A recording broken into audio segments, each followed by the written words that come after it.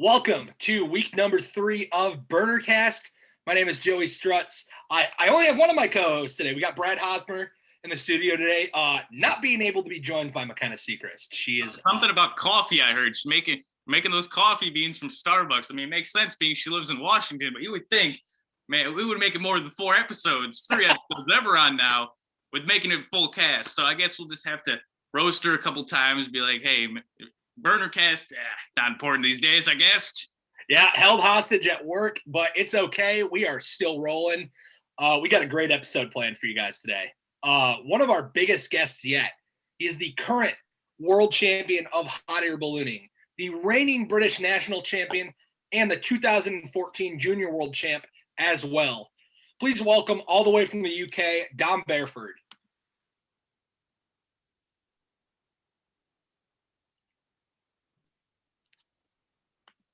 All right, welcome to the show, Dom. Hello, thank you for having me. Go ahead. Go ahead. No, you're good. Go ahead, Joey. So, we wanted to get a bunch of, influential people on the show in hot air ballooning, and it's no question that you have been one of the biggest names to come out of the sport from around the world. Your dad was an absolutely incredible pilot, and I think seeing you, following his footsteps is just, it's unbelievable to see. If you wanted influential people, why did you invite me? That must have been a mistake. It's hard to find somebody with as many accolades as you have at such a young age, and it's really incredible to see. No, that's very kind, thank you. And I mean, I guess my dad was always my hero when growing up around ballooning. I was always going to his events as a kid and getting to crew for him. And I guess he kind of still is, really. So very happy that I've been able to match some of his achievements. Not all of them, but some of them. It's definitely always something that I'm aiming for. So do you remember the first time you were around ballooning? Of course, all of us know your dad's been around ballooning, since the 80s, I believe. Do you remember the first time you were around a balloon? I'm sure it was, you were yay high or whatever, but I mean, do you remember the first time you have ballooning memories? I don't know. I remember very early memories of being a kid and just helping out by, sort of trying to help pack away the balloon as much as you can when you're a 3 or 4 year old kid. And then more just lots of memories of sort of crewing in competitions and sleeping through most of the morning flights and then waking up almost routinely when the balloon was being packed away, which is, it's quite a normal time to wake up. Obviously not if you're a balloon pilot, but and then sort of being a bit of a nuisance to my parents when they're trying to sleep during the middle of the day and I'm full of energy and wondering why everyone's sleeping in the middle of the day. So those are some definitely early memories. Yeah, I imagine your childhood was always on the go. I can only imagine your, middle of November, you're probably in Japan in Saga, and then, you're going to the Europeans, and of course you got all those national championships that you go to now, and your dad still goes to. I'm sure he was going to as a kid. So yeah, I'm sure you were going all over the world and had that passport ready to go the minute you were born. Yeah, definitely. Japan was, we were fortunate enough to go to Japan together as a family. I don't know if every year, maybe every other year, throughout most of the time when we were kids, and that was always really nice. That's just a great place to go. And I don't think any of you 3 have been there, but I'd absolutely recommend to put that on your bucket list, is to go and do a competition in Saga. It's really a great place to fly.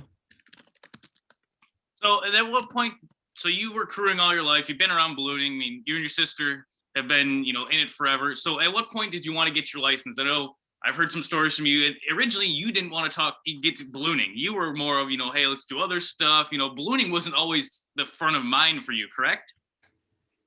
Yeah, I mean, definitely when I was the age to get my license, I wanted to do it, but maybe didn't have the same passion for it that I do now. And I guess I kind of maybe a little bit of motivation from me, but a little bit from my dad and my sister to help me get the license when I was about 17. Yeah, when I was 17. But for me, the real spark that kind of ignited the interest was when I did my first competition, which was about a year later, and that was the British Nationals in 2012.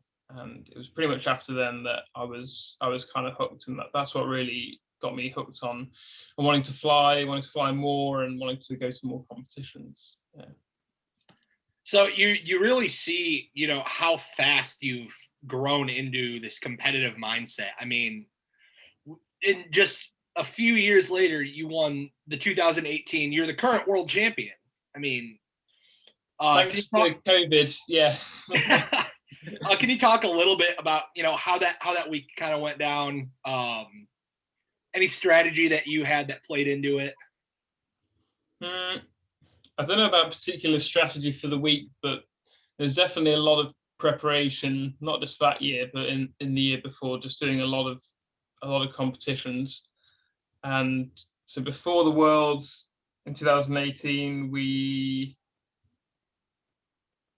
I can't remember what events we did that year. We did the Czech Nationals maybe, and we did the Coupe Zero, which is invented in France, and the British Nationals. So there may be like in a couple of months before, you know, I always like to have a few competitions to do to kind of get warmed up, and just so you get in the rhythm, all those little things which you don't want to go wrong in a big event, little things like the technology is not working, the balloon's not there, you know, so you and your crew can work out how you're working with each other. Fortunately for me, for the Worlds, I had with me my girlfriend Abby and Tom Hook and his girlfriend Emma, who all of them have been crewing for me for quite a while. So it's always good to have a good experienced team there that you know you can lean on, and you all kind of know how each other works.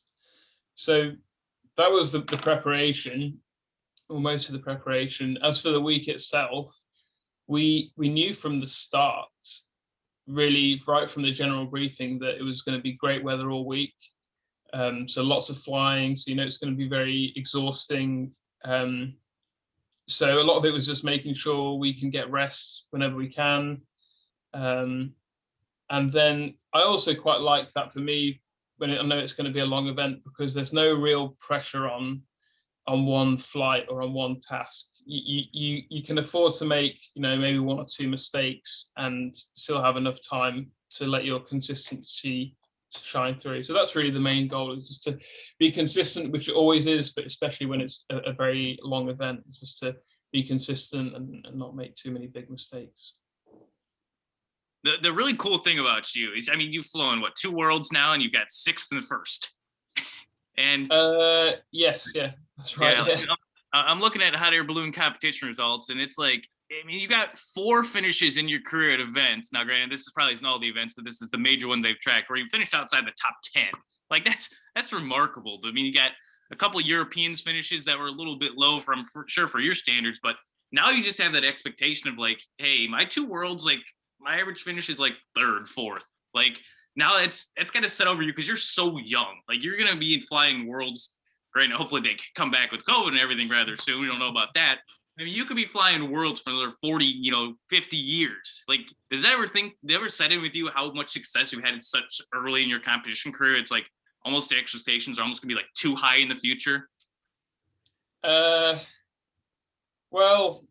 most of the expectations, I suppose, come from myself anyway. So if they're higher than that from other people, that doesn't bother me too much. And I don't know, most of it, I think if you speak to most of the top competitors, they, in all sports really, most of the pressure comes from themselves. So that doesn't matter too much. But yeah, I feel, you know, definitely with both the Worlds results, you know, you need a little bit of luck there. Well, obviously you need to fly well, but you know, a couple of things have to kind of go your way, especially to get right to the top. So I'm sure that I will have a worse Worlds finish somewhere in me in the future, but for now it's quite nice.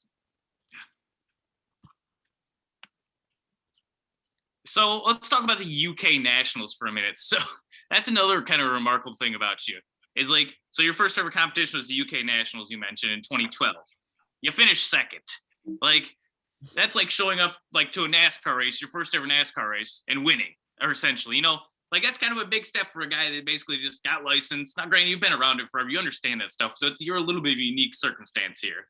It's kind of like the Petrons in America, like, Andrew Petron winning the junior nationals or young guns at Longview last year or year before. I mean, that was, come on, like that was almost inevitable. It's a Petron. He's going to do well. It's not like he's going to finish in the bottom 5.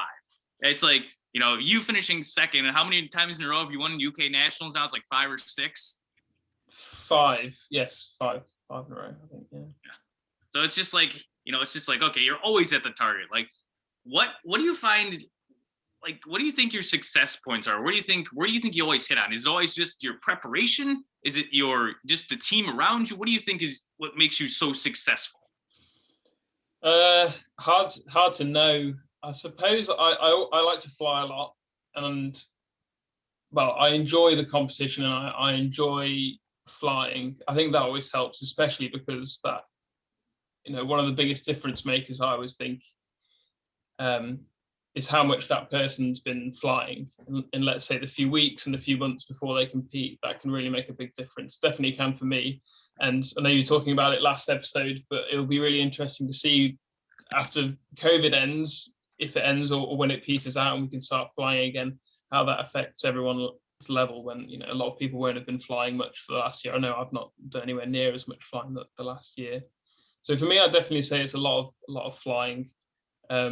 Both commercially for the last 2 years, I've been flying commercially for work, but also even between that, I try and make sure I get as much flying in a small balloon in a racer as I can, just so I feel comfortable flying it. And also I enjoy flying it, even if I'm just flying in my local area with no event. I can just set my own targets, and it can still be a lot of fun. So, on top of your world championship, before that, you also competed at Junior Worlds in 2014, went out and won the thing. I feel like that just kind of, set the precedent for what's to come for you. And I mean, can you tell us your thoughts kind of about that week? So that was the first really big international event that I'd been to. I suppose I'd been to the Europeans the year before, which probably gave me a bit of advantage over a lot of the competitors, just having that experience of a big international event. But that was just a really fun week for everything. We had another one where the weather was great the whole week through. So I think we flew all apart from one slot, or maybe we flew all of them, but we definitely didn't miss more than one flight. So that's great. And again, it's one where you're trying to manage your rest to make sure you just getting as much rest as you can throughout the day. With regards to the event itself, I remember it being very, very up and down, very, very changing at the top. So it was me leading for a bit, and then it was Clement from France, and then it was Rocas, and then eventually me again. So it was very, very close event. A lot of pressure towards the end.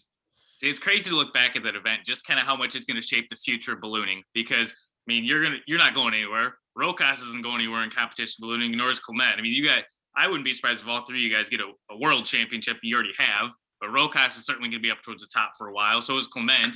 So that's just really cool to see how, again, we were talking with Joe Zavada, and he's like, there's so many more opportunities for people to go international and compete now. There's the juniors, and now you got women's, and it's just going to make the game even that much better. And even like Cam Wall in our first episode mentioned, hey, he went and flew in juniors when he was less competitive than he is now. Like, he was still more getting into it.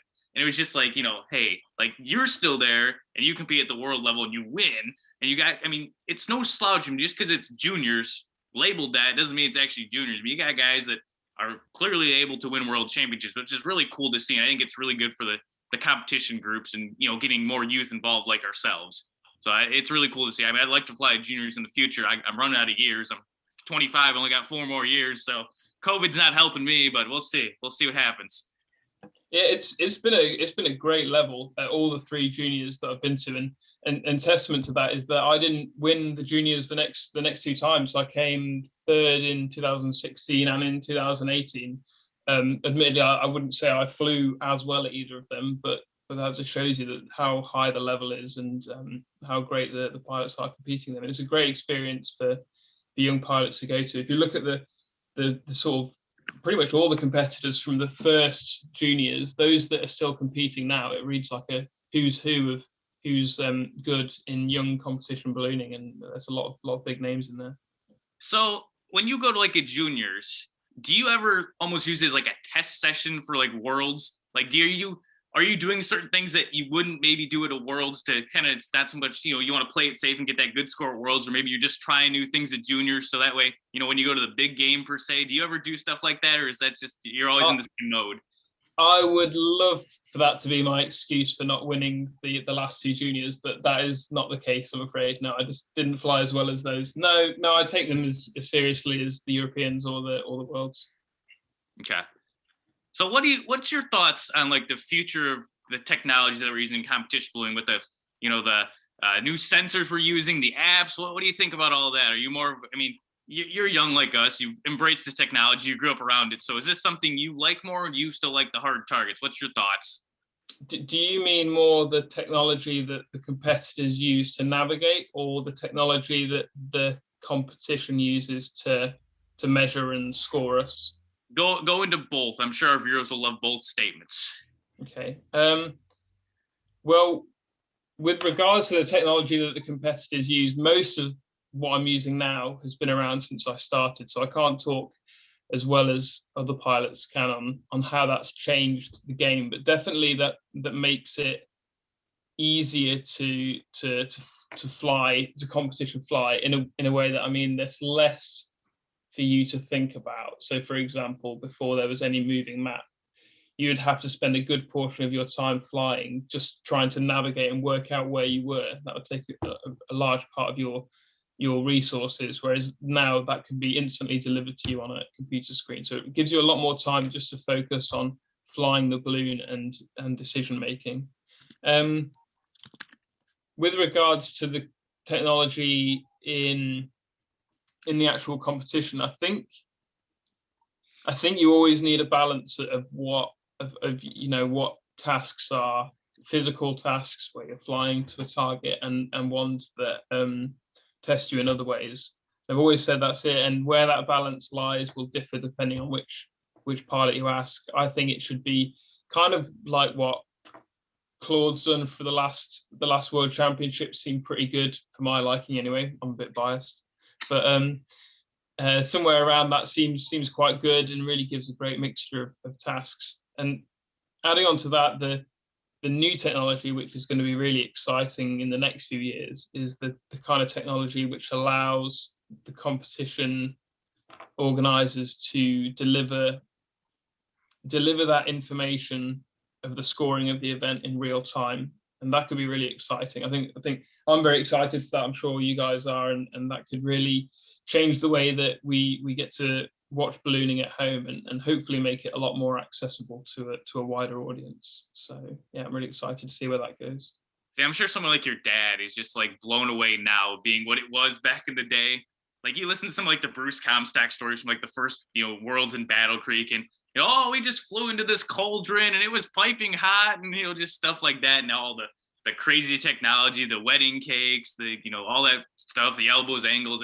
It's way different than when he first started, for sure. It's got to be cool to him, but or maybe he gets frustrated with it. I don't know. I'm sure he doesn't, because I've met your dad. Well, a bit of both. I've always been impressed with how well my dad's actually adapted to the technology, because he was a top competitor back in the 80s when there was no real technology that you flew with, and he was still he is still a top competitor now. He doesn't really fly as much, but even like 5 years ago or 10 years ago, he finished on the podium in the Europeans when there was pretty much as much technology being used there as there is now. So that's very impressive. He definitely gets frustrated with it, as I'm sure most of the older generation do. But they're definitely, the stories have changed, right? The stories of what it used to be back then, where you just kind of found a field and then took off and realized you actually weren't where you thought you were, and now you've got to adapt to it. So yeah. So I think another huge thing we've seen kind of out of your region is just this huge boom in youth competition, between you and a lot of others, like starting to get into it within the last 10 years or so. It's growth we haven't really seen, so much in the States since, well, I mean, I guess we're starting to now with a lot of new people getting licensed with COVID going on here. But can you just talk about your thoughts on, how much the youth side of competitive flying has grown out your way? Yeah, we feel quite fortunate in the UK, because that's definitely not the same story everywhere. A lot of it is second generation pilots, so sons and daughters of other competition pilots, or just other pilots, or in some cases not pilots at all, just crew. So we've been very fortunate with that. Me and my sister definitely a lot. Stephanie has done a lot to try and get them interested in competition ballooning, and we both of us try and help them as much as we can. If they got any questions, Steph has like a little event which she would run every year, where anyone would be welcome to ask questions about competition ballooning. So just simple things like explaining the tasks, which if you've never competed before, you're obviously not going to know what they are. So we want to create an environment where it's okay to ask the questions which you might be afraid of asking if they seem stupid. So definitely that's helped a lot. And a lot of them have come and crewed for me and Steph at various events, and that's also got them excited. So we're very happy with that, and hope that that a lot of them want to carry on and keep competing. So yeah, you'll have your work cut out for you at the next few Junior Worlds, even though I won't be there. Yeah, well, it helped grow your nationals too. I mean, your first one, you had almost 10 competitors. Now you almost got up to 20, because your girlfriend competes now a lot more than she was when you first kind of met. You got the Hook boys, they're flying a lot. You got the Gregories. They got a lot of people that you guys got involved. Chloe Hallett, another one. So it's been cool to see, you talked about it, because you got, like you said, you guys are kind of in the same boat, whereas you got the old guys like your dad and Richard Perry, to name a few that have been around forever, and they're not getting any younger. And it's up to you guys now. And the U.S., at least as the U.S. has a nice bunch, in their mid-30s, that's really not going to go anywhere. The Donners, Rhett Hartzell, it seems Lucas Hartzell's getting back into it, which is good. So, my generation, Joey and I are going to struggle to get that national championship if we get to that level, because those guys, like you said, they're not going anywhere. Unfortunately, it'll be quite the uphill battle, but it's really cool to see something like what you guys are trying to do to get the competition involved in the UK, because really, we've talked about this before. I know, like, a lot of the events that we have in America, they always have competition events, but in the UK, it's not so much that case. Like, you've got some of the events that it's just special shapes, or it's just corporates or rides, and that's kind of where you guys struggle. But you've kind of helped revive the competition game in the UK, I really believe. That's right. Yeah, and definitely competition is a much smaller part of ballooning in the UK than in the US. Yeah, most events don't have any kind of competition aspect at all. So it's definitely a lot separate. So definitely that's been another battle, is trying to change the way that competition ballooning is viewed from like sort of viewed by some people as sort of an elite club, but more just something that you can do to improve your own skills as a pilot and have a lot of fun while doing it. Well, and some of that stuff getting into competition certainly can be intimidating. We were talking with Paul Petron the other night, and we were talking about, almost the stresses of competition. His first competition, it was close to first U.S. Nationals was close to his hometown in Missouri, and he really, really wanted to get in as a low-hour pilot. He was kind of talking about the stresses of that and just kind of the mistakes he made and how it changed his flying career. And I think that's so much of the challenge when you first, get into ballooning, is making that mistake. You don't want to be known as the village idiot per se, but then once you get to that point of, hey, I can compete, you don't want to look like a fool and doing something stupid, smack the hell out of the ground, hit power lines, something like that. So yeah, it's cool to see the stuff you guys have done to help others. Exactly. And the barrier of entry is so much higher than it used to be like 30 years ago. 30 years ago, if you could follow a balloon, and if you could fly your balloon quite well, if you could follow a balloon into a field and land next to it, you were good enough to start competing. and there wouldn't be much more that you need to learn. The rest of it you'd pick up. Whereas now you need to know so much more before you get started. You need to kind of know what these tasks are, these funny sounding tasks like an elbow or a land run. And you don't need a racer to start, but it definitely just helps get one somewhere down the line. You need really to have some sort of technology to help you. And yeah, all these things which you didn't need to have, and now you do. Yeah. So one thing we mentioned earlier a little bit, you talked about you're always flying. So you spent the last couple of winters, I believe, in Australia, correct? So that's right, yeah, in Melbourne. Yeah. So can you talk about how that kind of translated to, I assume it helped your flying overall. You're getting more comfortable, getting more time. And, can you talk about how that's kind of helped your competition game or maybe hurt it at all? Like, can you talk about that a little bit? Yeah, I was definitely very anxious before I started commercial ballooning at all. That was back in the spring of 2018, right before the World Championships that year. And I was very anxious, whereas how that would affect my competition flying, because I didn't know if I would spend, if I spent a few weeks in this great big 12-passenger, 300,000 cubic foot balloon, if then I'd just have no clue, if maybe I'd forget how to fly my racer or something. I was terrified of all these things, or alternatively, I was more worried that it would just kill my enjoyment of ballooning. Maybe if you do, a lot of times if you do something for work, you'll just want to get away from it instead of then wanting to go ballooning on the weekends. But fortunately, none of those things have happened yet anyway. So I still love flying, and I still seem to be able to change between the balloons quite well. And if anything, you can still use the time you're commercially flying to provide some benefit to your skills. If you take off in a commercial flight and you go to 3,000 feet and you stay there for an hour and you land, it probably wouldn't help you very much. You can still test yourself by just the little things like trying to aim for somewhere where you're trying to land, and trying to find some unique way to make the flight enjoyable for the passengers. And especially in Australia, when you're flying over the city of Melbourne, all those things are kind of taken up to another level, because you're flying over the city every day. There's definitely a lot to it. It's a lot of assessment of the winds before you take off, which of course is great practice for competing, choosing your launch site.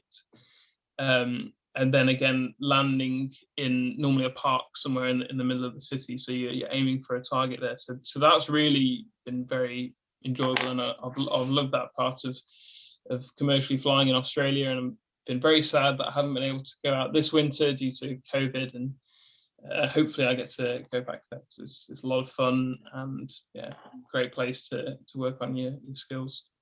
So is that the plan when COVID kind of ends or tails back, is to go out to Australia and fly again, or do you want to do some stuff, bigger balloons, and maybe somewhere else in Europe, or is that kind of the plan? Maybe big balloons somewhere else someday, but at the moment I'd love to go back to Australia. Obviously it's just not been possible this winter. So yeah. Gotcha. Going into that, we really see how COVID's just affected ballooning as a whole. I know out here in the States, we've had obviously much less events, but we've seen a lot more people getting their license just because they have more time to train with their instructors and things like that. How does that really compare to how it's been handled over in the UK? Have you guys been able to get much flying in? Yeah, there's been basically very little. Well, definitely for my company, there's been no commercial flying. I think some companies have done a little bit here and there, but mostly very little commercial activity, and also not that much private activity. We've been in lockdown. We've probably been in and out of lockdown for about half the time since COVID broke out around last March. And when we've been in full lockdown, we've not been allowed to fly privately. In the times between, we can, but that's been rather limited. So yeah, not really much training, and definitely no events, and no commercial flying really. Yeah, see, over in Europe, they know how to fully lock down. We just do this half lockdown and go state by state. It's weird over in this side of the pond. I promise you guys are handling much better. Yes. I don't think any country's happy with how they're dealing with COVID at the moment, and we're definitely not one of them. On the topic of COVID, so we're kind of hearing on our side of the pond that events like Battle Creek Field of Flight, which you've flown at a couple times, there sounds like they're going to try and give it a go this year, whether it has fans or not. That'll be the next thing. But are you hearing with you, or is there any talks of planning like a nationals? Or I know somebody over in Europe had a competition. Is there any talk about anything going on there, or not really? Well, there are definitely a few events around Europe that are still sort of being planned. Our nationals has kind of been planned, but with very little infrastructure around it. So if we do need to cancel it, it's not too big a loss. Yeah, we'll have to wait and see, really. I did kind of want to do some flying in the States last year, and I don't really think I can plan to do any flying in the States this year, just because of how much more difficult that would be with cancelling stuff. So I'll probably have to just plan to do local events if they can go ahead. Yeah. I mean, like I said, we'll be glad to see balloon events over here. We had a lot of dumbed down ones. We had, like we had not Field of Flight where we had like 15 balloons that flew and competed. That was cool. We had a couple other local ones that happened, but mainly, all of our big ones were canceled, which it was bad to see. Our nationals got canceled last minute, and I think the numbers are kind of dipping here, so we'll see how much we're willing to get into that water and see what events happened. I think they'll be watered down quite a bit, which is interesting from somebody like mine and Joey's perspective, that we've never really flown events before. I just got licensed in July. Joey had his license for a couple of years, but hadn't had the opportunities to get the hours. Now he's got a good race under his belt. So, we want to do events, but, part of the events is the camaraderie. And, it's just not going to be the same. There's something about your first balloon event, per se. We all remember it, as a pilot. And I don't know, part of me is like, okay, I really want to do events, but I don't want to be like dumbed down as could be and just feel like it's, hey, this is my memory, my first event. It wasn't that great kind of thing. So we'll see what happens on the side of the pond, but should be cool to see. So mentioning the U.S., so you've been to the U.S., a couple times and flown on your own. You did 2014 Battle Creek, where I actually helped you. It was one of your crew members, and then you came back in 2017. Unfortunately, I was not around for that event, but you did well. So you had to obtain a U.S. license the second time around, and a good friend of mine, Adam McGee, kind of talked about your process, so I thought it would be good to go into that. So can you kind of talk about your process of obtaining a U.S. license? Because it was way different than what we had to do, I believe. Yeah, mine is more of the process of converting a foreign license rather than getting a new one. I don't know if that's the same now, but it was relatively straightforward. First of all, you have to file a form out with the FAA saying that I'm trying to convert my license to them, and then you need to contact the CAA, which is my local authority, and tell them that can you release my information to them.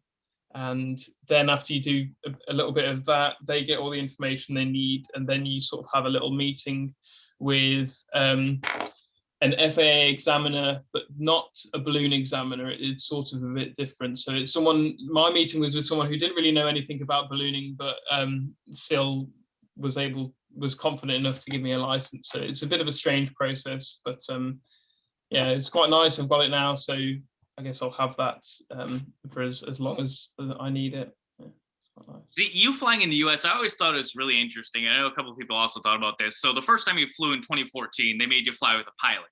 But the thing I didn't think was weird, it could be a private pilot. So like I could have got my license the day before and basically been you're just sitting there, chilling, drinking a coffee in the balloon with you, and you could have been okay. Like to me, I don't know why they didn't specify I had to be a commercial pilot. And then the second time around, like you said, it was just, again, the guy knows nothing about ballooning, and it just kind of goes to show it's almost like a fun.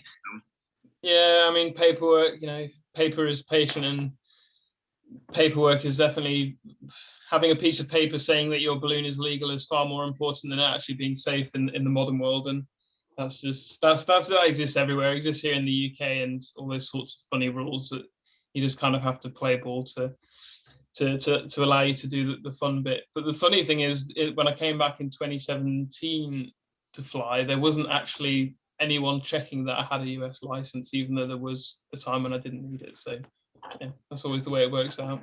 Yeah. So on that side of things, how did some of the tasks you've flown in America, I feel maybe they're a lot more baggy heavy compared to what you fly normally over in Europe and the UK? Yeah, not too different.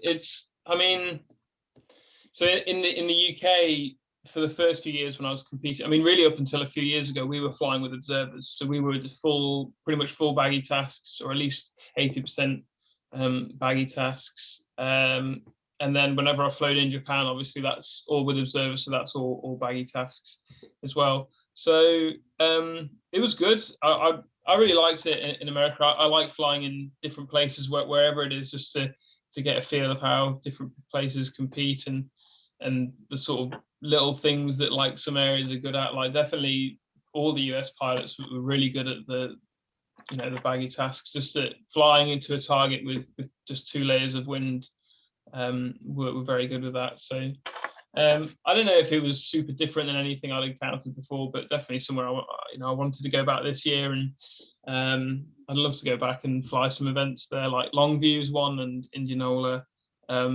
I've heard great things about both of them, so they're definitely on the list to come back to when I can. Yeah, I was disappointed 2020 Longview got canceled. I was supposed to go down and help Adam, and I was like, dang it, like that would be my first time down there. My kind of plan was at least check it out before I go fly it myself, at least kind of get familiar with the area, this and that, and then kind of go, once you get your license, get into it. So now I guess I got to go check it out on my own. So that kind of sucks, but oh well, we'll get there. So another thing that between competition and flying ride balloons, we've also seen you really dip into the like manufacturing side of things. We saw you had time at Lindstrand Technology. Can you go into that a little bit? Yeah, so I was working at Lindstrand for a few years, from 2016 to sort of late 2017. So I spent about 2 years there. That was great. It was good to sort of get that kind of insight into how that works. I was actually working more on the other part of the company, which is less around balloons, but it's still great to sort of see how that goes on. And then after I left Lindstrand, I then, with a friend of mine called Alex Court, we then home built a balloon together, which was sort of a little challenge that we set ourselves to do that winter, and that was really great. So now I have my own home built racer, which I designed and built myself, and yeah, that was great. So how does that work in overseas? So is there any restrictions on home builds, or not really? Like, is there certain events that you can't get into with a home build, or how's that work? Because I have a home built racer now, but it doesn't matter. I can fly any event really I need to. So yeah, you can't really fly abroad. That's the main difficulty, without sort of special permissions, which are kind of a bit hard to get at the moment. The home building community in the UK is growing. It's grown quite a lot, and partially, like we were talking about earlier, that's down to the increased amount of paperwork and legislation that there is on regular ballooning. And I think if that increases, we'll only see home building increase here. I know it's quite big also in the US. But yeah, can't really fly abroad much at the moment. You obviously can't use it for any commercial work, but that's not a problem. That's not why really anyone builds a home built balloon. But you can still take it to most events really at the moment and fly them there in the UK, and you can definitely compete with it in the UK.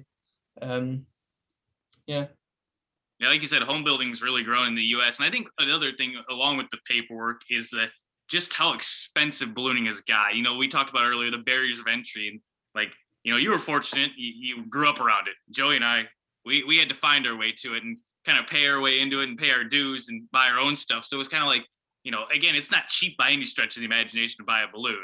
We've all been there. So it's just, that's another reason home building is way cheaper than buying a brand new balloon. Absolutely. So you've flown all sorts of places. What are some of your top 3 memories in ballooning so far that you've had in your young career? Well, the one that immediately jumps to mind was, I was about to say last year, but I forgot that the whole of last year actually happened. So it was actually 2 years ago, in 2019, and that was when I got to go to Argentina with my parents and some friends from the UK. That was with the Ultra Magic trip, and they organised it. The plan was to go out there and to fly during the full solar eclipse, which was around July, I think. And we got to actually fly during the eclipse itself, which was spectacular, really. So we feel very fortunate to be able to do that, and that was a very unique experience to be flying in the afternoon and then to see everything go dark around you and see all the street lights come on. and then a few moments later for it to all turn light again. So that was a very special flight. And then also another one in Argentina was we flew out of the Andes, me and my dad. So we flew out of the mountains and we flew up to about 25,000 feet. And it was very cold up there. We were in sort of full warm weather gear and then ended up landing down in sort of the vineyards of Mendoza area of Argentina. So then immediately went from full cold weather gear to stripping down to our t-shirts. So that was a really nice flight as well. Outside of that, lots of flights I've done here in the UK are always nice. There are just to the west of where I live is Wales, which is a very rural and part of the UK, lots of nice countryside. That's really nice to fly around there. No, didn't you do the English Channel crossing? Did you fly in that? That'd be pretty cool as well. That was another great flight. Yeah, that was, I can't remember what year that was. I think that was 2016 or 2017 spring. Yeah, we flew across the channel, and that was great as well. There was maybe like a few moments, it was quite poor visibility, but there were a few moments where you were over the middle of the short channel, which is only about 10 miles across at the shortest point, where you couldn't actually see either coastline. So that was quite strange over such a short stretch of water. That was a really nice flight. And there was I think there was around 80 balloons or so. There's definitely a lot of balloons that joined that. So that made it pretty cool to do it with so many other balloons. Yeah. So, there's this cliche right now that, when COVID's over, and it's awful. Sounds so simple, doesn't it? Yeah, it's awful that it's grown to be a cliche, but I mean, once COVID's over, do you have any, future plans that you'd like to accomplish within the next few years? I mean, within ballooning, I suppose my main goals are just to keep improving and keep flying. I feel very fortunate to have won my first World Championship so young, but there's still the goal. I know there is a very short list of people that have won a World Championship, but even a shorter list of people that have won it twice. So it would be great to join that list someday. And then outside of that, I'd love to actually get a little bit more involved in what you guys are doing right now, which I think is great, which is actually trying to expose or provide some form of media or some sort of platform for other people to watch that are interested about ballooning or competition ballooning. And I think that would be great. That would be a nice goal. Or just getting young people in the sport in general. So where's the world's trophy? Is it somewhere around there? Where's it at? I can show you the world's medal. The world's trophy is actually at my parents', where it's a lot safer there and less likely for me to break it.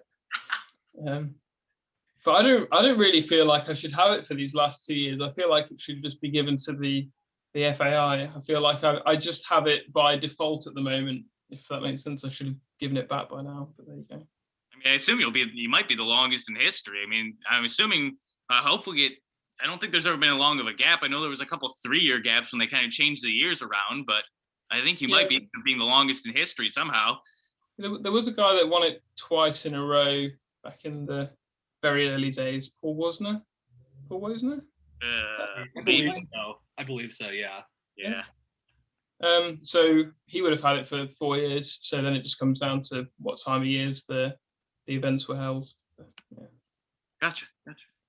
So the last thing we have on the show is a segment we do each week. We have a bunch of fans, send in questions for each guest. So we've kind of compiled a list of ones we've gotten multiple times that we thought, okay, this would be cool. We could keep tallies on these and ask, multiple pilots. If it's my favorite Marvel film, I'm sorry. That's one of it, isn't it? Yeah. You are the second one to know that would be one right off the bat. Yeah. And it's funny because that got put on here by accident because one of our friends, Blake Aldridge, up and coming competitor from Texas, we were just asking him questions. We talk to him quite a bit. We're like, hey, what do you want to ask people? He's like, ask Cameron Wall, he literally hung out with him for a full year because Cam was going to college in Longview. Blake was living in Longview in high school. And he's like, just ask Cam what his favorite Marvel movie was. And we thought he meant for like all the guests going forward, just ask like Zavada and now Paul and now you. And so he said, no, it's just supposed to be for Cam. So now it's just a question we ask everybody. So it's nice to be different. I don't know. maybe probably the Avengers one. I'm not really as into them as a lot of people are, but I enjoy some of the memes from the actual Avengers trilogy. So maybe the Avengers one. You know, another one we're starting to ask everyone is, you know, do you have like a go-to pre-flight meal? I don't know. I don't know about that. We buy a lot of like cereal bars with us, which are great for for the morning flights. Because normally, a lot of times when you're waking up at like 4 o'clock in the morning, my body's not ready for food, and so we might get some bread and then some cereal bars to take along the flights. I don't know, something like that. Some bananas, cereal bars.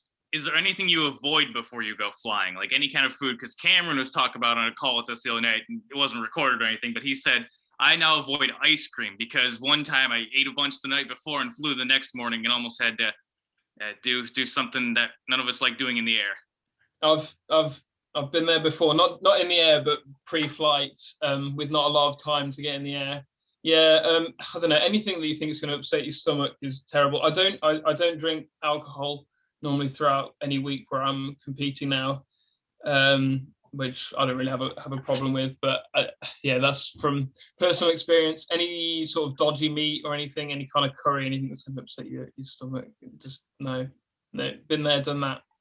All right. So, do you have any flights that are like particularly on your bucket list? Lots of places I'd love to fly, even just here in the UK that I haven't been able to. So we've got some great national parks further up north. I'd love to fly in Scotland. I'd love to fly in the Lake District.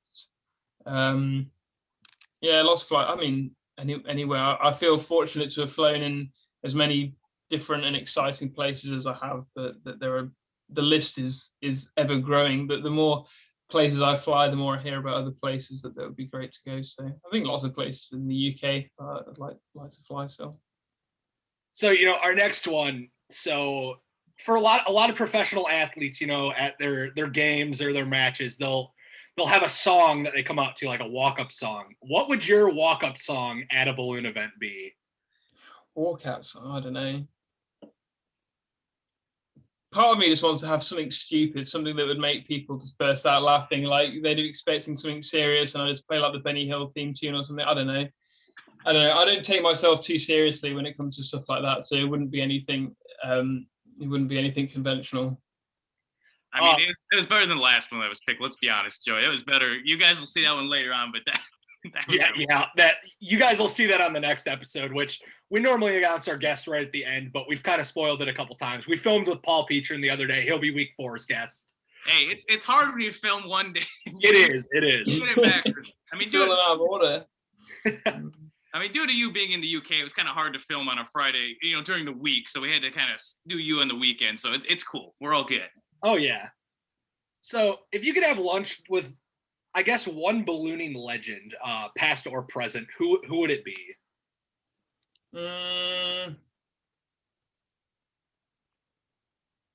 That's a good one. I mean, I feel fortunate to have met quite a lot of, I suppose, my ballooning heroes. That's a good one. I'll try and have a think about that.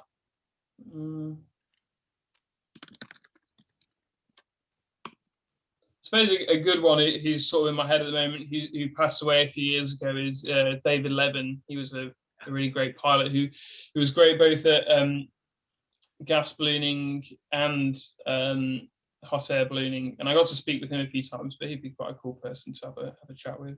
So on that topic, it's kind of interesting. So when we told McKenna, our other co-host, who couldn't be here tonight because she's serving coffee, when we told her you were going to be on the show, she had no idea who you were. And it reminded me of a story that Adam McGee had told me when I was doing my training. And it was, I believe, the juniors he did, and maybe Steph did. And they're eating with the British and the American pilots, because basically they're the ones that can speak English together, because the other ones got their own different languages, whatever. And so Kim really had been around ballooning, but not competition ballooning. And so she asked your dad if he was a pilot. You know that? So I kind of, not to roast good friend Kim McGee, I always thought that was funny. And I remember Adam just said he gave her a death glare, like, it's a world champion right there, Kim. Why are you asking him if it's a pilot? He's flown once or twice. Yeah. Just once.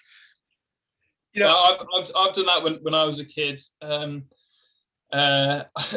my dad won the Worlds in 2002 in France, his teammate for the Honda Grand Prix was Steve Jones, and Steve Jones actually came second in the Worlds there. And I had never met Steve Jones, but I've somehow ended up speaking to this guy saying, "Oh, did you know that my dad's teammate came second in the World Championships?" And he's like, "Yeah, I know. I'm Steve Jones." I think we've all done that a time or two. It's like, yeah. I mean, even when we were younger, like I remember meeting Paul and Johnny when I was younger, just like getting cards and stuff. And of course, I think I got Johnny one year. He won Battle Creek, and my parents go, "He just won the event. Make sure you go tell him good job." I'm like, he doesn't care. Like, was there ever, a world championship where you thought you had lost the event? Like, especially the year you won the event. Was there ever a time that you were like, "Oh man, that's it. I just lost it off that mistake or, this task"? I mean, for most of the worlds, I didn't think I was really winning, right? So for most of the event, I was third or second, and then only took the lead in the penultimate flight. So I guess that's always the goal, and I was always knew that there was a chance, but I kind of knew that as the event was going on, that the window to sort of close that gap was getting smaller. There was probably one flight midway through, an evening flight, where I really didn't do very great and only scored 500 points on both tasks, which wasn't terrible, but Stefan, who was leading at the time, did better on both of them, and I thought, that might have been the chance to close the gap gone, but as it happened, that was still only about halfway through the event, and there was still enough time to keep on going. Are you one that after every flight you check the scores, or do you wait it out to the end? Because I've heard some event directors say like they don't watch them, but I assume most competitors watch, right? Yeah, it depends, because sometimes as a competitor, you need to look at them, because if there is something wrong with them, some discrepancy, especially on like the virtual ones, then you need to know sooner rather than later so that you can challenge it. But it's difficult. Sometimes if it's a bad flight, I just don't want to look at them. If I've had a bad flight, I just want to forget about it and hope the results never come out. And if it's a bad flight, I more often just want to get on with the next flight and just focus on that. But then if it's a good flight, you're definitely a lot more excited to see what the results are. Well, especially when it's a long week too. You can do, if it's early enough in the week, like if you're like, okay, I made my mistake, I need to not make another one. I was looking at your scores this morning, and there's like a task, like you didn't go below like 700 for like 12 straight tasks. And I'm like, okay, he knows when he's dialed in. You can tell. And then you get a 500, 300. It's like, okay, well, now I got to pick it up again. You can tell where it's like, okay, game face, let's go. Time to get some 800s, 900s. Yeah, I think my worst task definitely one of my worst tasks in the Worlds was the first task that I did, and that's for both of them actually. Definitely in 2016, my worst task was the first one that I flew, and in 2018, the first task would have been like the second worst or something. So yeah, I don't know, not very good right out the bat, but just sort of. I mean, the year you won Worlds, you started 893, 259, and 4. Yeah, so the second task was actually the first one that we flew because of the order. So that second task was my first result, I guess. Yeah. Oh, and then you're right. In 2016, you started with a 95. So yeah, that's it. Get the bad ones out of the way early, and then you don't have to worry about them.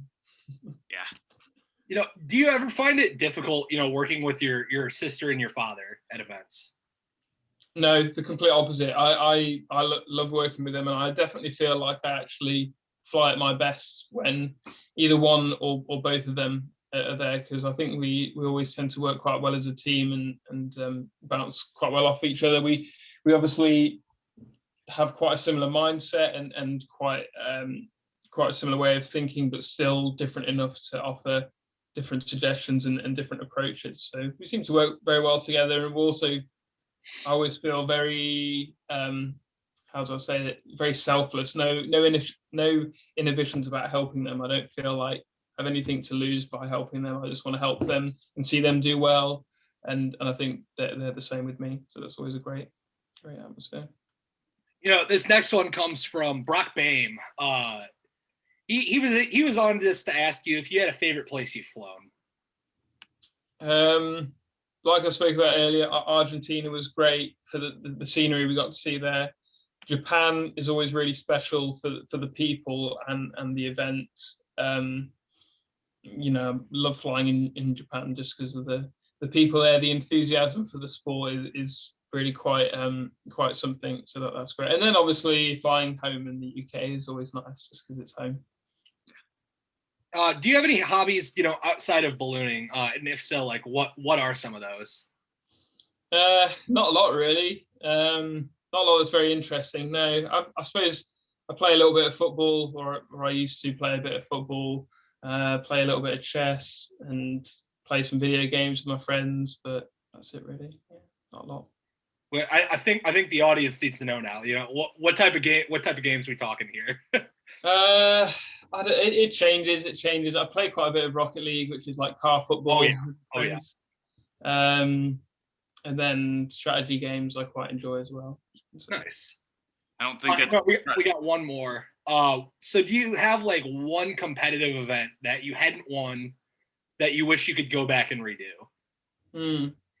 I think the one that I always think about is actually the first competition I ever did, where I, as you said, I did come second, but maybe because that's the most different from how I fly now, right? Because it was so long ago.